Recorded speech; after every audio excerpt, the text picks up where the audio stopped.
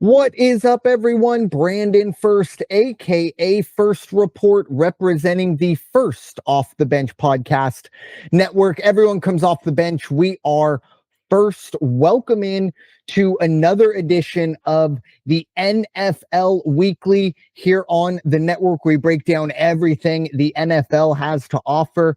And of course, with me, as always, is my friend and co-host, Raider Jim Martinez. You can find Mr. Martinez at Raider Jim 1090. How you doing tonight, sir?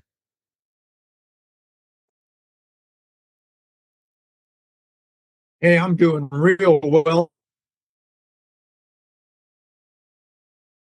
Week 3 of the season.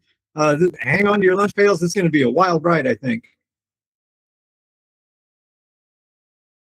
Yeah, it was a very, very interesting week, obviously highlighted with the Browns and the Packers. The Browns taking down the Packers. We were talking kind of before we hit record.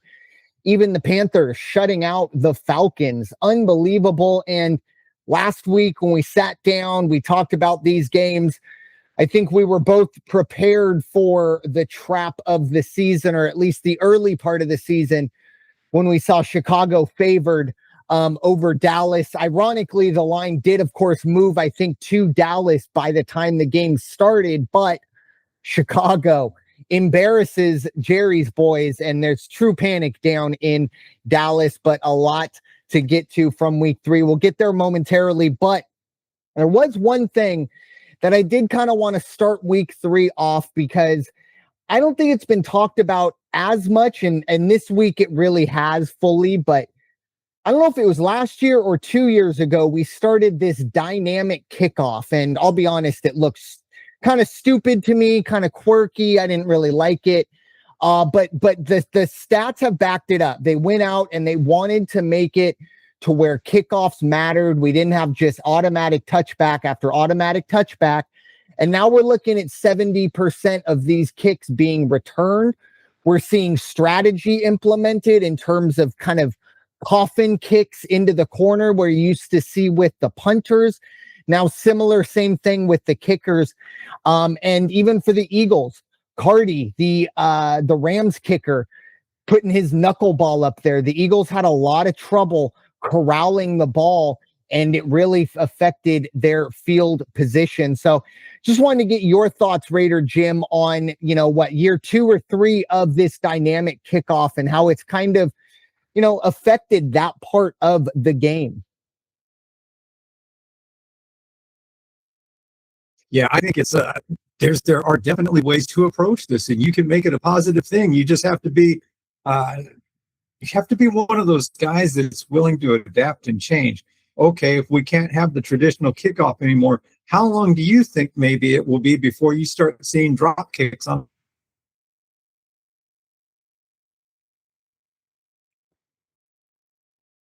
Yep. Well, and I think there's even a kicker at Missouri who is doing the drop kick. And obviously it's definitely not apples to apples there because they don't have the dynamic kickoff. But there's always seems to be a strategy, and the NFL is a copycat league. So we will kind of see what that answer is. And I think most teams will do it. But Raider Jim, your thoughts overall on a wild week 3 as we try and find the pulse of the league 3 weeks in. Lovers of the horse races like you and I are, it felt like one of those days where I would go to the window, buy my ticket, and then come back and just throw my ticket on the ground, because it just was one of those days. None of my horses were finishing in the money. Yeah, it was a really, really tough day for me as well, even highlighted in my celebration of Jordan Davis blocking the field goal. About the time he hit the 30 or 20 yard line, the realization that my +3.5 ticket just went up in flames. But, luckily, as someone who did have a dog in the fight for the Eagles, it didn't hurt as bad. But that's as bad of a loss as I think you'll see in the NFL. even going all the way back to being up 26-7, you got to feel good. And then next thing you know, the Eagles are covering. Wild game there. And I got caught with holding on to a Packers ticket. I got caught drinking the Kool-Aid a little too early. And even a little bit of downplaying what the Browns can do. But I'll tell you this, the Browns defense with Myles Garrett and Mason Graham, the rookie who is, it's only 3 weeks, but I saw something that he has a 42% win rate for a defensive tackle. The NFL average is 9%. So really, really incredible stuff from that Cleveland defense. Of course, the offense is going to be an issue, always be a little bit of a big question mark going forward. But finally, the Chiefs get their first win of the season. And I tell you what, the Chiefs, they're good and they're probably going to make the playoffs. But if they don't get some of their weapons back, that is a really boring offense, and an offense that's going to struggle to get 24 to 28 points every single week, no matter who they're playing.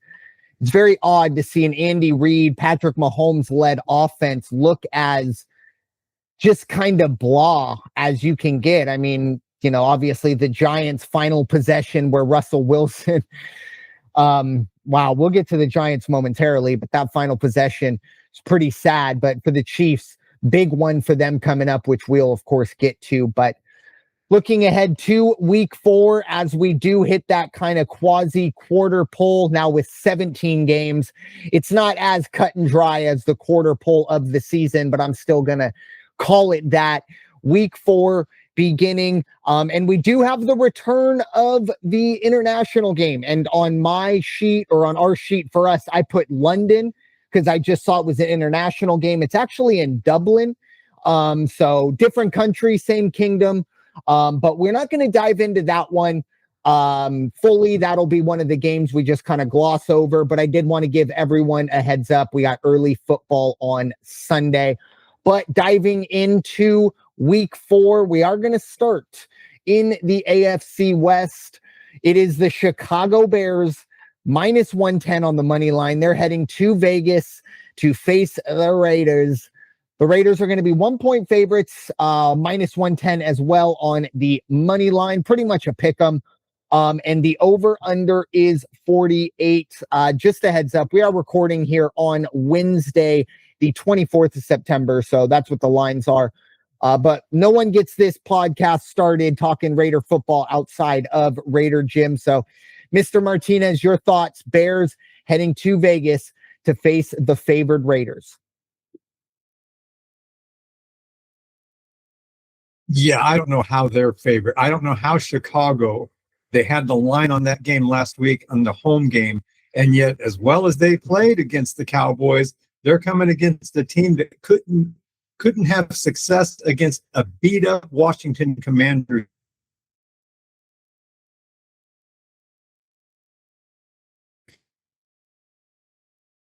Against Mariota, because I still like the line trash. The Raiders defense, not good, just not good. And now they're coming in against matchup. You're going to see Darian Porter, the cornerback for the Raiders, going against Rome Odunze for the Bears. That's going to be a heck of a matchup. The other thing is the Bears run a lot of 3-receiver look, and so they're going to open up the running game, and the defensive line just isn't doing it. They're not getting to the quarterback. So quite honestly, I think this is going to be a real challenge. I don't think Genty is going to do this is week 4. He should have had it by now, especially against a beat-up Washington team. Best game he had, but still, this point. Good player, solid player, but then you look at Josh Jacobs wearing the Packer colors, and all of a sudden Jacobs is looking like a pretty damn good thing. You might have hung. Take this one on the money line. I think the Bears can put up points against the Raiders. I don't know if the Raiders can put up enough points to go over. Give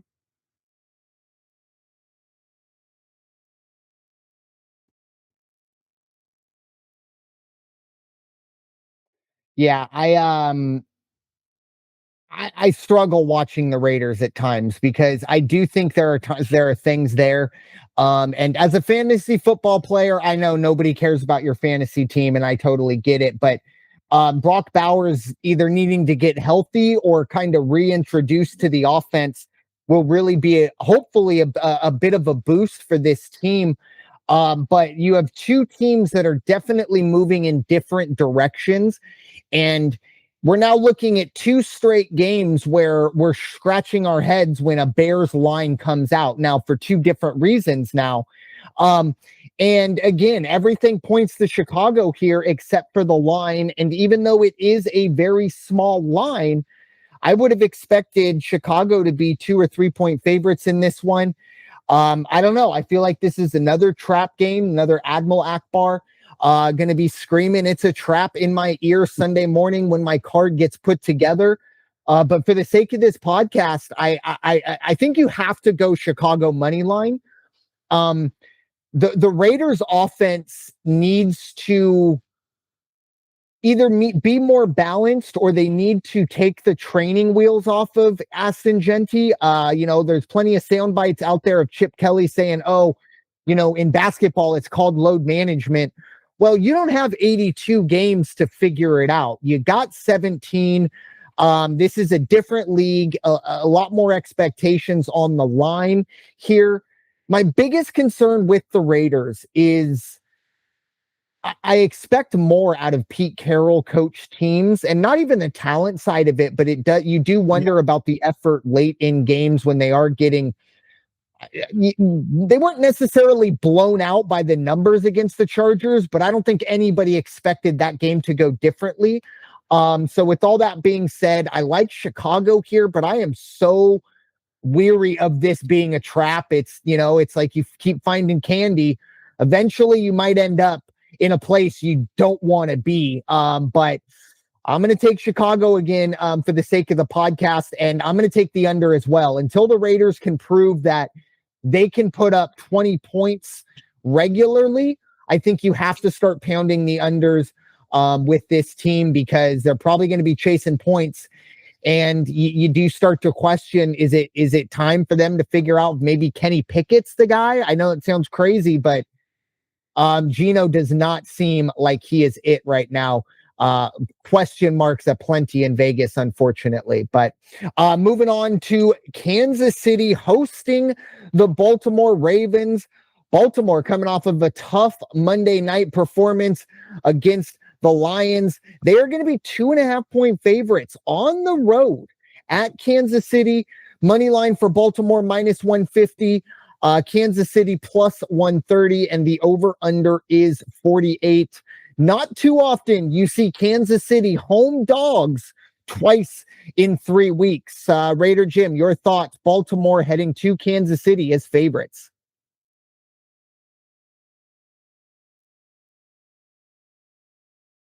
Both have to acknowledge and recognize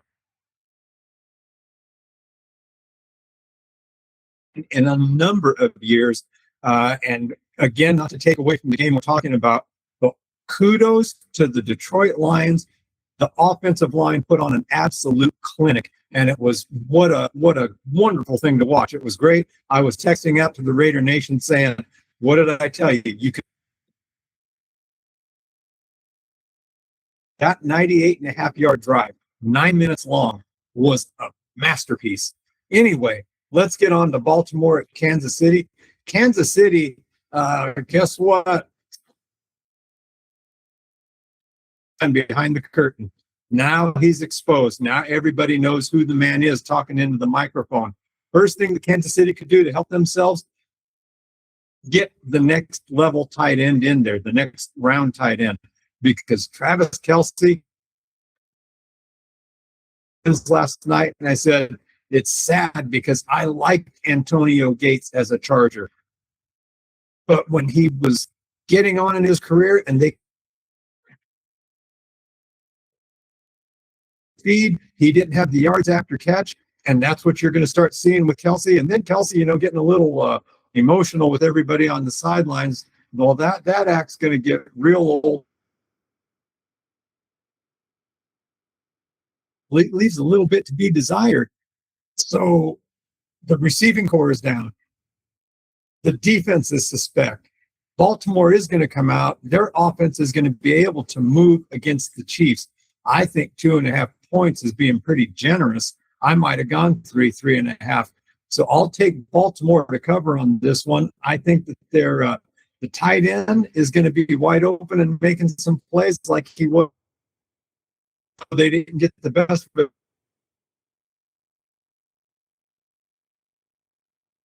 but they're not going to. Detroit did. And that's going to be the other big difference in this one. He's just going to run. If it's a track meet between the two quarterbacks in this one, this season, recover on this, take the 2.5 just like it is. I'm going to go under, though, because I can see this more of a 27-17 game.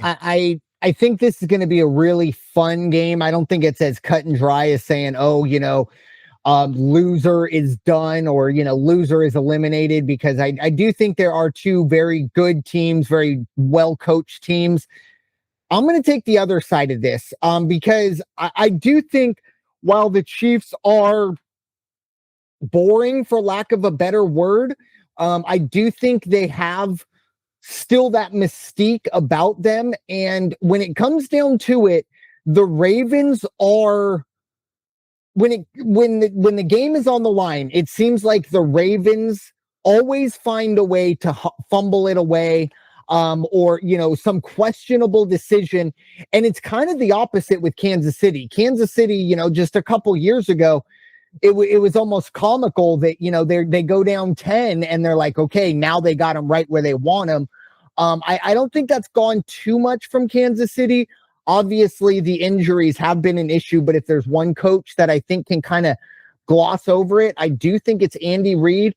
I don't know. I think that the Chiefs they're like Michael Myers. Just when you think, all right, we dropped a tow truck on him. Surely there's no way he could have survived, his hand twitches. That's kind of how I feel like with the Chiefs. I'm not ready to pronounce them dead just yet. I think they actually get this win here. It would be pretty crazy to see the Chiefs not only go 1-3, but also lose back-to-back home games. That would be something we probably haven't seen since either early Patrick Mahomes days or Alex Smith, or even before that. I'm not sure. Arrowhead has always been a tough place to play. In terms of the over-under, I like the over. I think we are going to see some points being scored.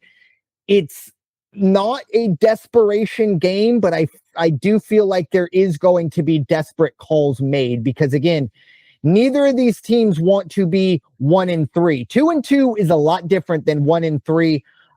So again, I don't think it's going to be Hail Mary, this is it type stuff, but you are going to see some desperation out there.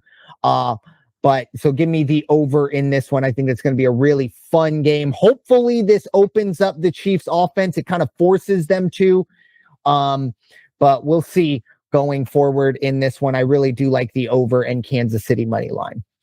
Moving on to our first of two Monday Night Football games. And I'll just tell you this right now, folks.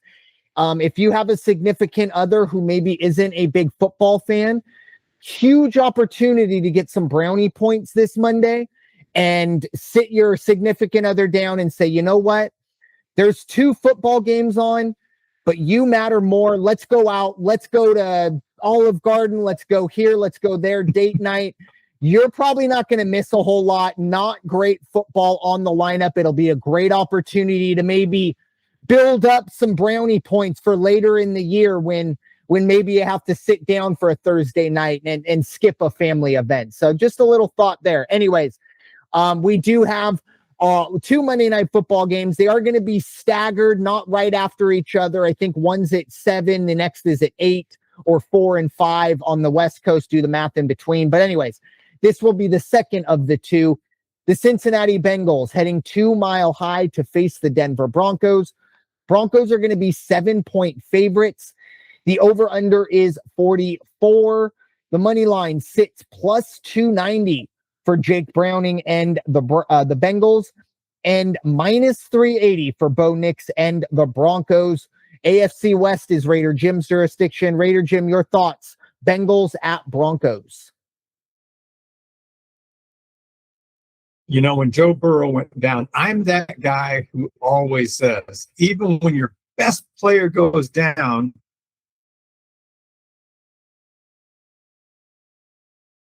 and say we're done for the season, because you got to have somebody else in there. It can't be the end of your season. But wow, what I saw from Cincinnati and Minnesota last week was ridiculous. So in the quarterback position under center for Cincinnati, you either have Joe Burrow or you have Jake Browning, and their initials, that's where the whole comparison. It's not.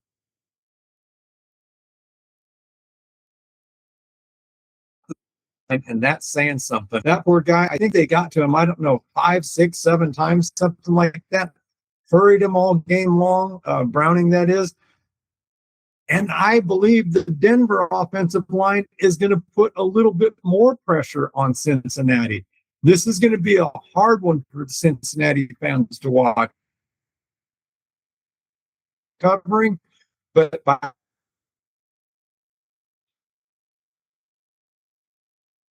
it's late in the game, hey, take your foot off the gas, give them a courtesy field goal, give them a courtesy touchdown, whatever the case may be. But I think Denver wins this one.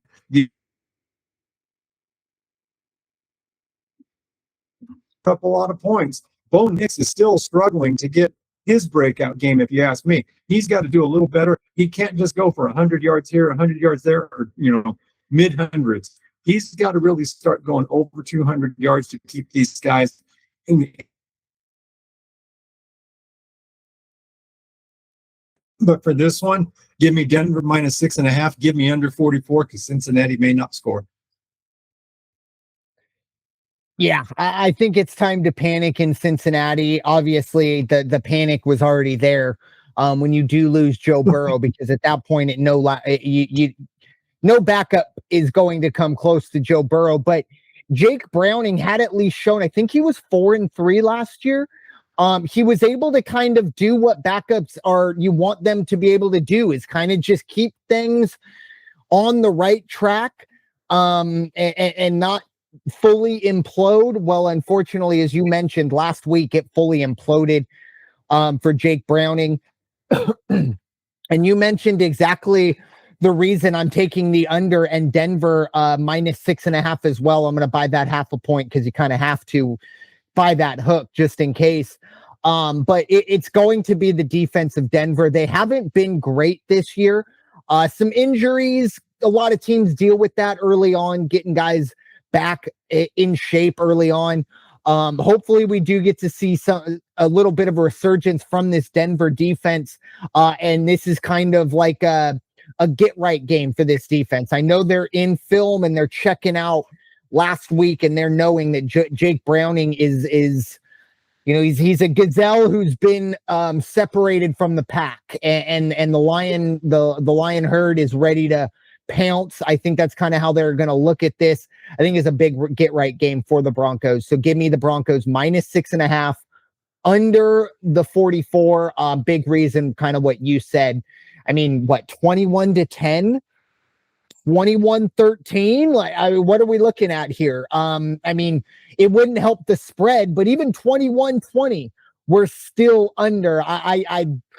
It's almost too high of a number. It kind of scares me, but I really do like the under. I think two offenses that have struggled, especially Cincinnati, might get shut out. Let's be honest. But moving on to our final AFC West matchup, it is a very, very surprising and impressive Los Angeles Chargers. They're going to go across country to face Jackson Dart, the new starting quarterback for the New York Giants. No more Russell Wilson. Unfortunately for him, he gets Jim Harbaugh and one of the best defenses in the league in the Chargers. The Chargers are going to be 6-point favorites. The over-under sits at 44.5. Money line sits minus 275 for the Chargers, plus 225 for the Giants. Raider Jim, your thoughts? Chargers cross-country trip to face the G-Men.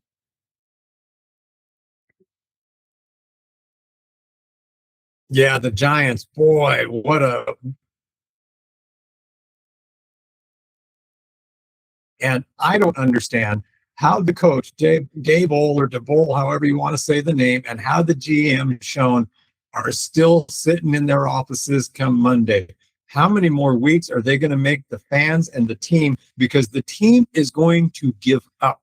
They're just going to give up. And yeah, Russell Wilson, he's older. He didn't have his best game out there the other day. But when you got the Chargers, raining down on you every other play, how much is he supposed to do? He's shell-shocked out there, kind of like Derek Carr or whatever it was. So Wilson's out, Jackson Dart's in. He gets the start, but I don't think that's going to matter whatsoever. I think, if anything, it's going to be the same result, if not a worse result. On the Charger side of the ball, they don't have quit in them. They didn't even have Khalil Mack, but they don't have quit in them. You look like Denver was positioned to win the game, but the Chargers did not.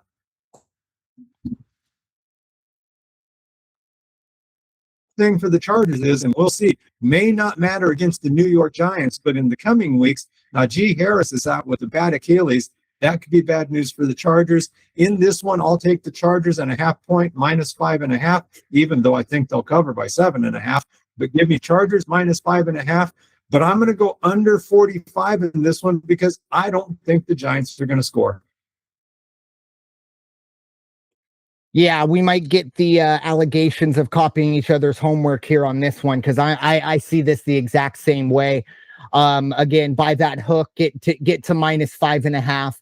I like the Chargers to cover here. I spent a lot of time watching the Justin Herbert pass to Keenan Allen. That might be one of the more impressive passes I've seen in a very long time.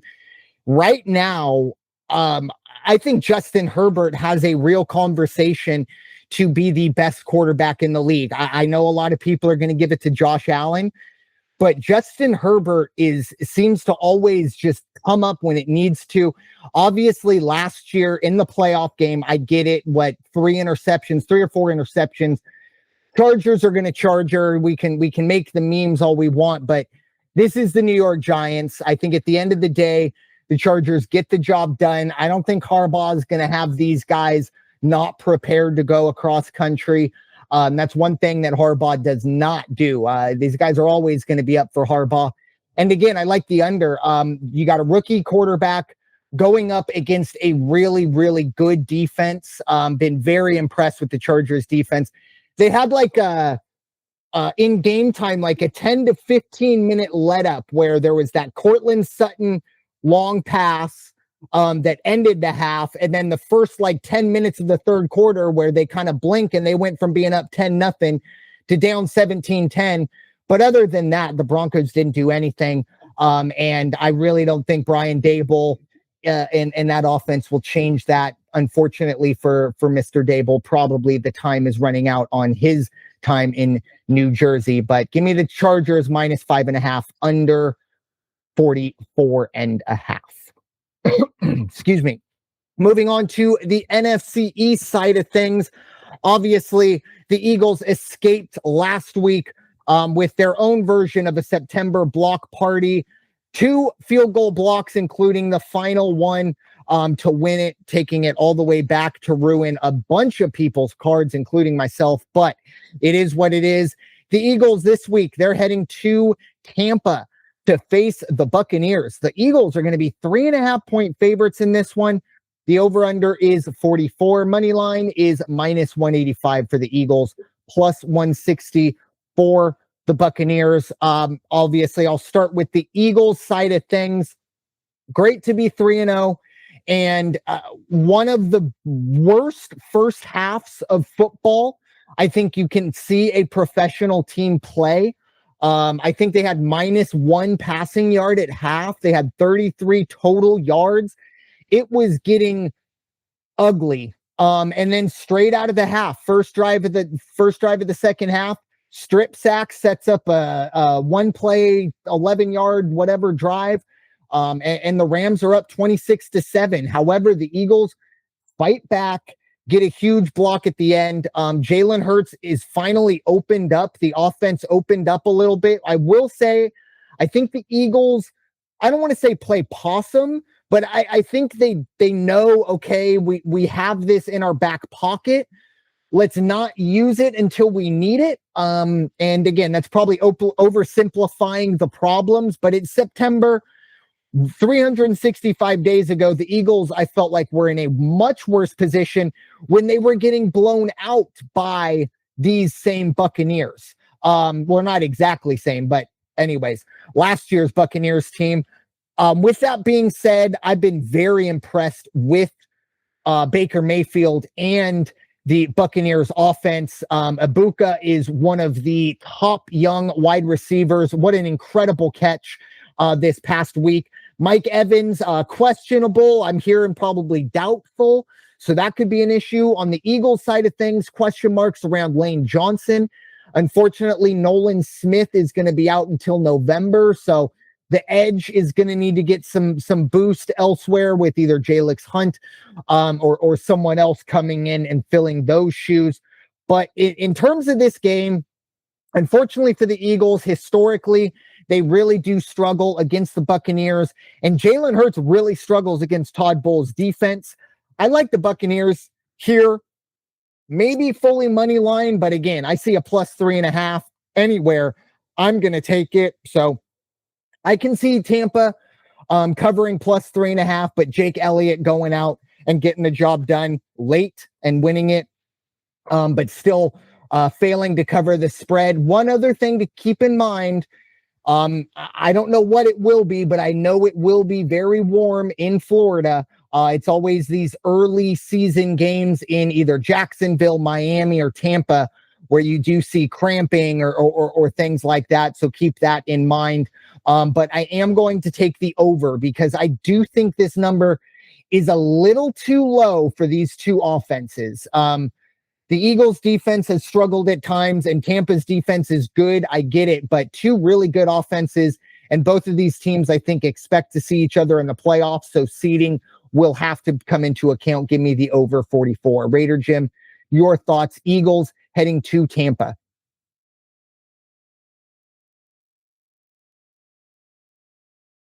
On the Eagles side, that is definitely going to impact them on the defensive side of the ball.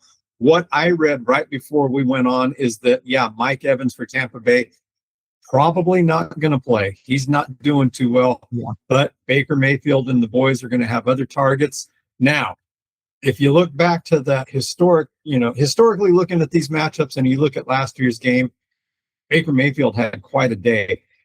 Funny you brought up the temperature because one of the notes I have is it's going to be 87 degrees at day. Percent chance they're going to have thunder showers, maybe a little bit of lightning. So that's going to make it a affected enough to make me go under. Like you, I'm going to go over on this one, but I'm going to take it down 0.5 point and take it down to 43.5. I still think we're going to see something like 27-24, no matter who's on top. But at 27-24, guess what? That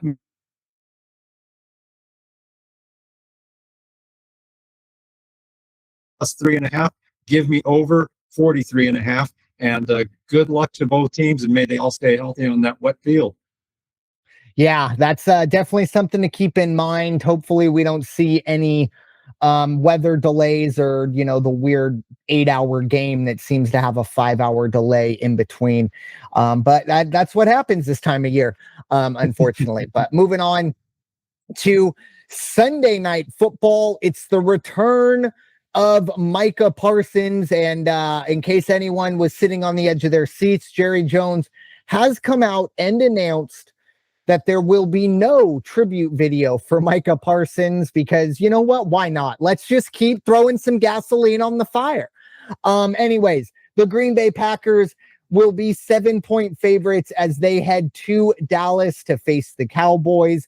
The over-under will be 47.5. Money line side is Green Bay minus 330, Dallas plus 265. Two teams coming off of a loss. But still two teams that have to feel very differently looking ahead. Obviously, for the Packers, they have to kind of take a moment, take a deep breath and say, look, it's the NFL. Everyone's going to stub their toe. Maybe the Browns are better than a lot of people expected. Certainly defensively, I think they are.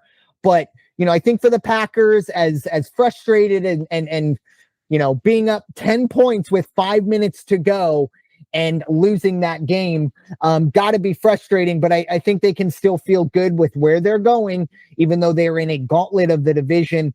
On the Cowboys side of things, I think they have to be in full-fledged panic mode. If anyone in that locker room cares enough, then yes, they should be in full-fledged panic mode.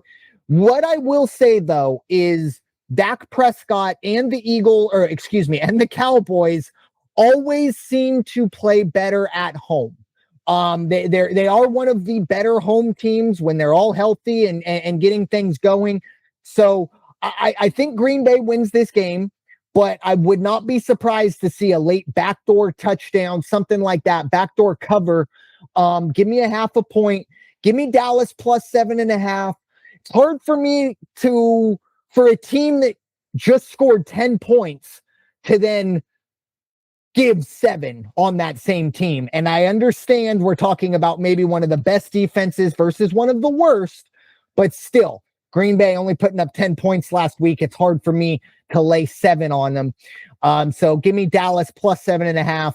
And I will go under here. I think Dallas is probably going to struggle offensively with Micah Parsons. I mean, if there's one guy who wants to get 3 or 4 sacks this weekend, it's going to be Micah Parsons. Look up parlays for him because I think he's going to be playing like a man possessed. So give me the under. Raider Jim, your thoughts, Green Bay at Dallas. Yeah, I wonder how Jerry's going to feel when they announce Parsons and he gets a standing ovation from the fans because he's not the guy that wanted to leave. Anyway, that was just a personal comment. Green Bay, my gosh, what a travesty that to the Browns. You either come back and you take it out on the next team, or you continue to struggle. But I don't think they're going to struggle at all. The Dallas defense, terrible. It's just not a good defense. And I think Green Bay is going to come out and exploit them. Not that they've got to work real hard to exploit the Dallas defense.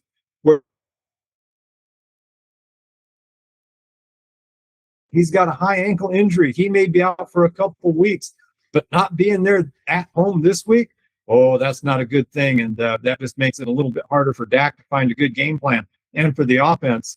But the Dallas D, wow, they got to step up. I think Green Bay is going to have a good game. I don't see the Dallas offense.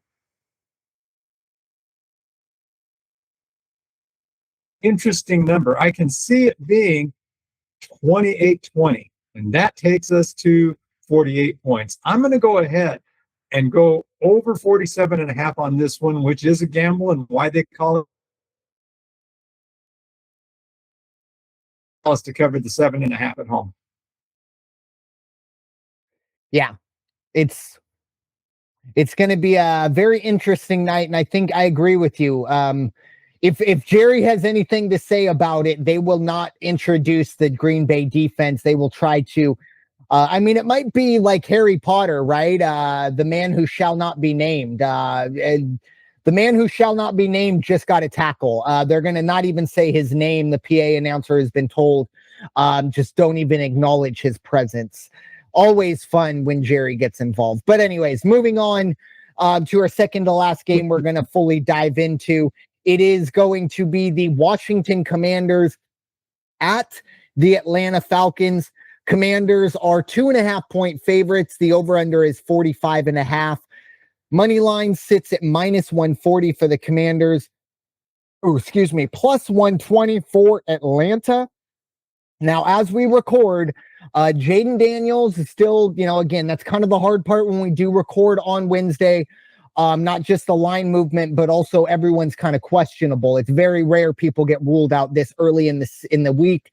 But I'm going to do what I did last week, and I'm going to assume that Jaden Daniels is going to play because that's what it seems like is most likely, even though plenty of people that could say, maybe they don't need to after putting up 41 last week with Mariota out there. But anyways, so I'm going to assume that Jaden Daniels is going to play and will be healthy enough in this. I like Washington to cover in this one. Major question marks coming out of Atlanta. Michael Penix has, I think the first 2 weeks we said, all right, maybe a little bit of a sophomore slump, if you even want to call it that, because he got such a late start. And then last week happened and it seemed to just fully fall apart, and Kirk Cousins having to come in and Raheem Morris coming out and saying, look, Michael Penix is still our starter. That's never fun when the coach has to come out and explicitly say that. I think there's big time panic in Atlanta. It's unfortunate because Bijan Robinson is one of my favorite players to watch play football. And if they're not playing well, he's not going to be emphasized enough. That's frustrating. I like Washington here. I think their defense has been much improved from last year. We did have a comment last week, saying, hey, y'all are kind of underestimating the Commanders' defense. And, I said, all right, we'll prove it. And sure enough, they did. But this will be a little bit of a different test. We'll see if Michael Penix, if last week was just an exception rather than the rule. But for the sake of it, I'm going to take Washington -2.5. I could see a late field goal getting the win on the road. I am going to go over here, though. I do think we are going to see some points again, kind of tongue in cheek what I said about Michael Penix. I think he's better than what he's shown, but he's a gunslinger, folks. That's something he did at Washington. He's got an incredible arm. A lot of the throws are going to look really good, but you're also going to have some that look really bad. And unfortunately, it seemed like he just got all of his bad ones out last week. So I do think we're going to see some points being scored, but will it be enough against what I think is really one of the better offenses in the league in Washington? Raider Jim, your thoughts, Commanders at Falcons. I have this sense of humor that have little cartoons in my head all the time. And I just imagine coach walking up to Kirk Cousins last week saying, get your helmet, you're going in. And then Kirk Cousins looking at him going, really? You're kidding me, right? No, I'm not going in. You didn't want me in there. But he's a professional. He went out and he did his thing.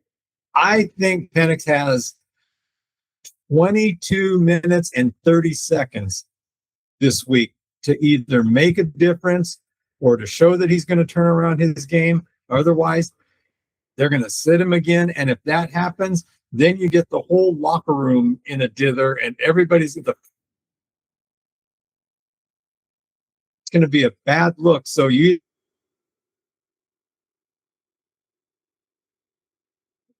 Washington defense is going to be almost, I think they are pretty much 100%. They do have Percy Butler out, safety. He injured his hip against the Raiders, and they do have some offensive injuries. Terry McLaurin, the wide receiver, he's not going to play. John Bates, the tight end, still hurting from Green Bay. He's not going to play. And then now they say their running back, Frosty Merritt, he's got a new knee injury, so he may not be able to play. Daniels is going to be in. But those other guys, you start losing weapons one by one by one. But I don't think that's going to matter to Washington. I think the defense keeps them in the game. I think they get after.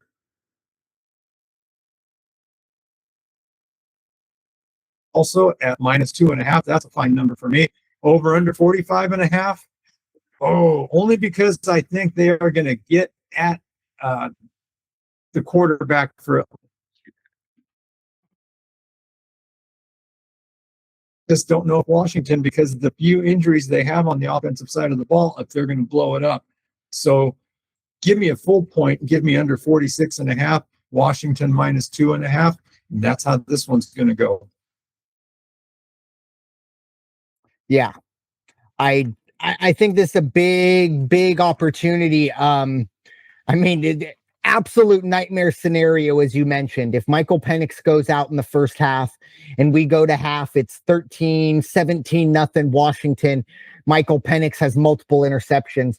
Raheem Mostert, he doesn't have hair, I don't believe, but he would be pulling it out if he did, because again, he does not want to have to go to Kirk Cousins again, because the first question that he will be asked will be, who's your starting quarterback? And that is the last question that he wants to have to answer. So nobody's pulling for Michael Penix harder, I think, than Raheem Morris going forward. Final game that we're going to dive into fully.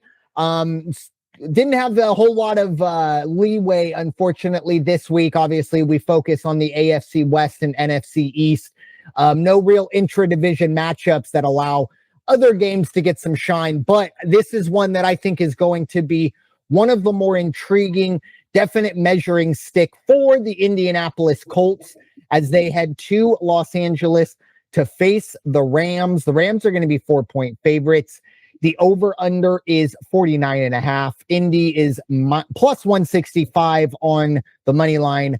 The Rams minus 195 at home. Raider Jim, your thoughts? Colts at Rams at SoFi. Is it too early to start chanting MVP when we talk about Daniel? Mm-mm. You hear this in sports sometimes. He's making a believer out of the fans over there in Indianapolis, and you got to hand it to the guy. He's playing pretty good ball.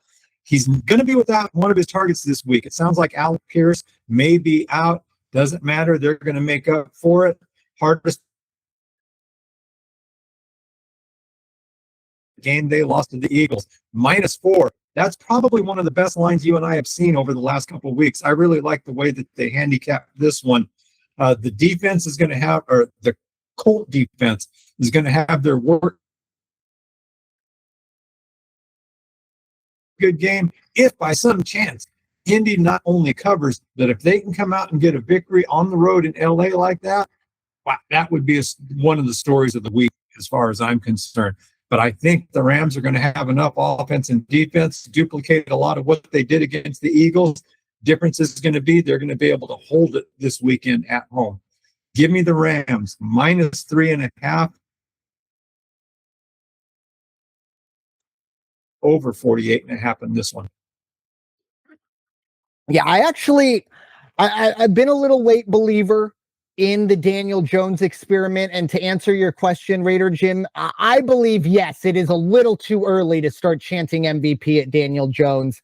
But this is look, if he goes out, he goes on the road and he balls out against a playoff team and a true contender in the NFC, then I will officially start to, it's like you sit down and it's like, okay, I'm prepared to hear arguments. Right now, I'm not even stepping into that room. But I think Daniel Jones could possibly bring me into that room if he performs well this weekend. I do like the Colts to cover here. I think the Rams are going to win this game. But again, I think the Colts defense is good enough to keep this game close. I think it's going to end up being, a late field goal from Josh Hardy, even though I know they'll probably be having nightmares if that does come down to it. Another last-second field goal, that will not be fun for Rams fans. But I do think the Colts can cover, so I'm going to buy that 0.5 point just to be safe. Give me Indy +4.5. The under 49.5. In order for Indy to cover or even win this game, it's got to be a muddy kind of rock fight. And if it turns into a shootout, very good chance that the Rams do cover and maybe blow some, could be 41-31. Everyone feels good. It's 24-24 at halftime. And I think Daniel Jones realizes, I might be in deep water right now trying to outduel Matthew Stafford, Puka Nacua. But I do like Indy's weapons, even without Alec Pierce. Tyler Warren, who's a stud at Penn State, he's looking like a stud here. And Michael Pittman is one of the more, I think he's got to be one of the most underrated wide receivers in football. We do not talk about him as much as we should. And ironically, I think he's perfectly fine with that, which is odd for a wide receiver. So I do like Indy here to cover, but not win, but under 49.5. Now moving on to some of the other games we can kind of just gloss over. The first one, as I mentioned, going to be in Dublin. The Minnesota Vikings, 3-point favorites against the Pittsburgh Steelers. The over-under is 41. One thing I will point out, always in these international games, the field always is an issue. So keep that in mind, whether it's for the offense or for the defense or for both. That's another question, but that always does seem to dawn on me about 5 minutes into these games going, oh yeah, that's right. We do this all the time. Anyways, an AFC South matchup, the Tennessee Titans facing the Houston Texans in Houston. The Texans are going to be 7-point favorites. 39.5 is our over under. Carolina is plus 5.5 against the Patriots in Foxborough. 43 is your over under. Carolina plus 205 on the money line, minus 245 for the Patriots. Wow, what a spread we have here, folks. New Orleans going to be 16-point underdogs as they head to Buffalo to face the Bills, plus 775 for New Orleans, minus 1,500 for Buffalo. The over-under is 46. This is a college football line. As a college football gambler myself, this is as close to the college football line as you're going to get. Anyways, the Cleveland Browns, plus 375 as they head to Detroit. They try and shock two NFC North contenders in a row, 2 weeks in a row. The Lions are going to be 9.5-point favorites at home. The over-under is 44.5, minus 525 for Detroit on the money line, plus 375 for Cleveland.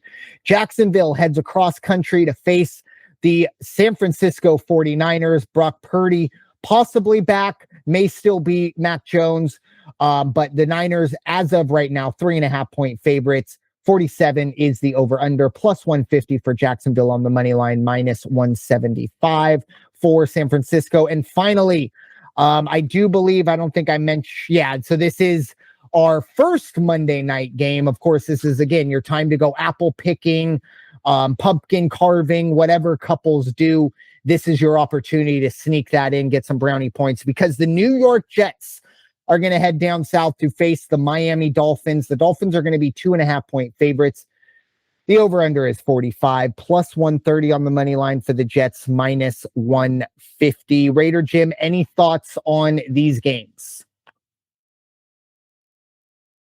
I wanted to ask you a question about Jacksonville, San Francisco. What do you think the loss of Nick Bosa is going to do for the defense of San Francisco? What does it do to help Jacksonville plan their game for this coming?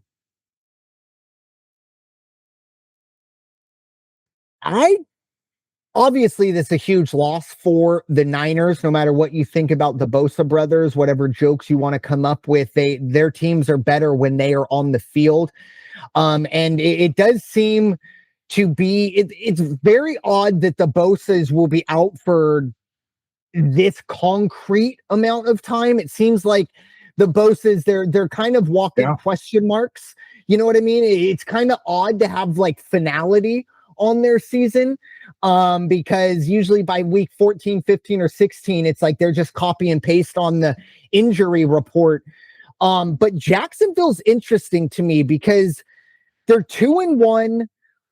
There's a lot of maybe negative stuff surrounding them, but I don't know if it's all warranted. I'm interested to see what we get from Jacksonville here, because again, if we do see Mac Jones again, he's not going to go 3-0, I think, as a starter. So I do think eventually someone is going to grab him or to kind of trip him up.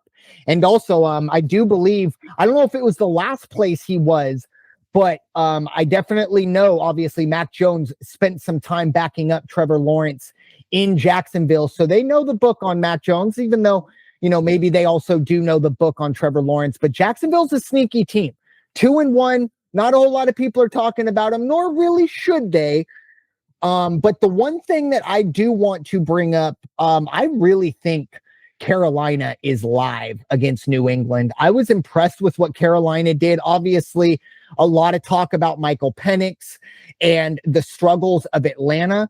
But Carolina has been a team that I've been hoping and expecting to maybe start taking steps forward.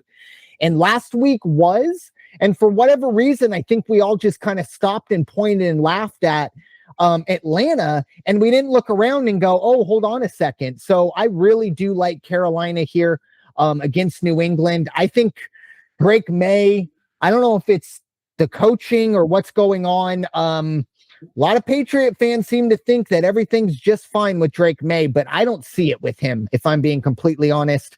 And again, you're getting a South team going up north.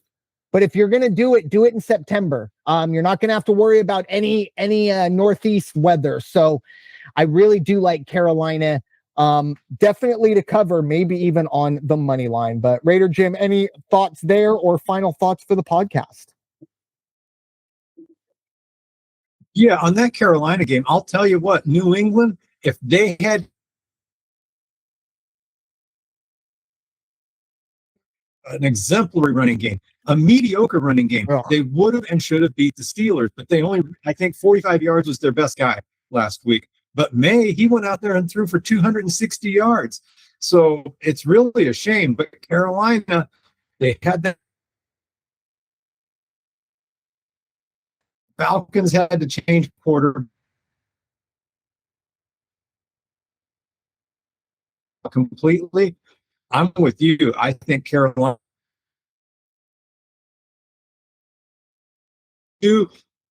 My other question, and this is just me saying something, I know it can't happen. This is never going to be the case. But, you get a line in a professional game, and we're gonna let you bet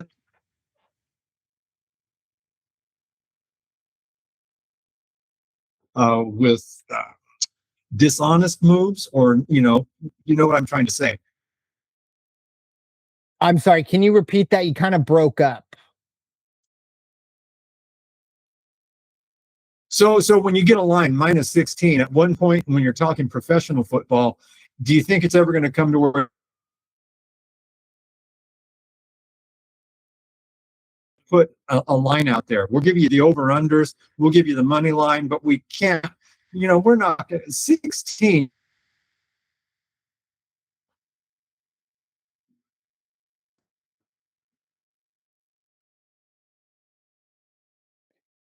Yeah, it's kind of like when they have LSU versus like Southeast Louisiana State. Like they're like, okay, fine, you can play in the over under, you can play in the money line, but nobody's putting a number on this. We don't trust anyone to put a number on it. I think for the NFL, I don't think that would happen, but I think we're getting pretty darn close. 16 points. I'm going to be honest right now. I don't know if there's an NFL team that you can really honestly say is truly 16 points better than anybody else. I understand what the Saints are. I understand what the Bills are. I understand where the game is. But I think, you give me 16 points, even in college, even a conference game, I'm probably going to take 16 points. So yeah, I don't know if we'll get to the no line side of it. Just because I feel like Vegas knows some sickos. There are going to be sickos that fall on either side of the line, so they'll be okay. But yeah, very interesting to see plus 16. Probably going to make it onto my card. Let's be honest. That opens that back door up a lot in that fourth quarter. But great question. I think that's something. And too bad Coach is in here to give his 2 cents, because I'm sure he would love to talk some Saints football right now. But tongue in cheek, shout out Coach. But Raider Jim, your final thoughts for this episode of the NFL Weekly. Well, kind of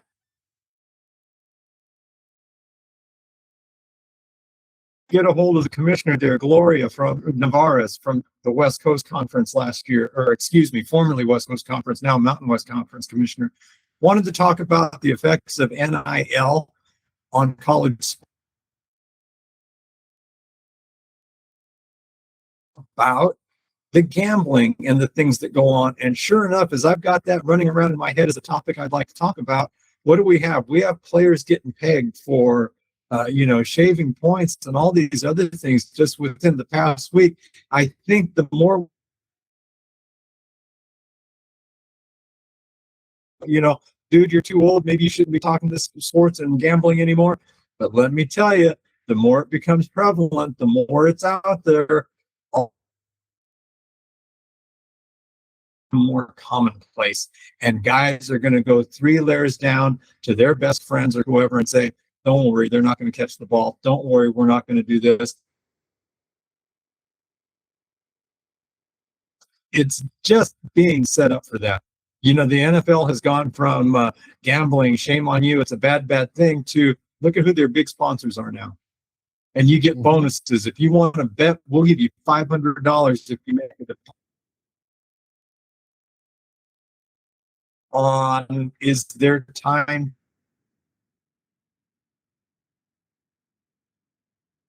There are already? Bullshit.